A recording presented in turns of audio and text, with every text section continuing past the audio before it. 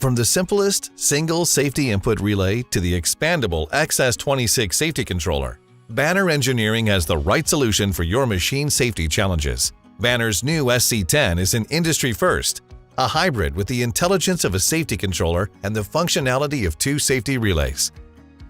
The SC10 has versatile I/O capabilities and features 2 dual-channel relay outputs with 6 amps each, which can create independent safety zones with unique outputs for different safety functions.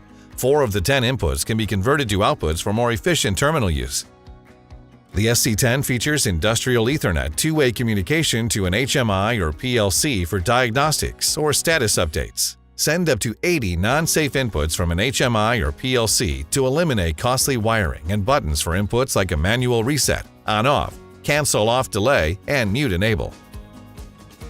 The SC10 uses Banner's free safety controller software for simple configuration. Automatic terminal optimization means that wiring is automatically configured to be as efficient as possible and can increase the number of available inputs from 10 up to 14 to accommodate additional input devices.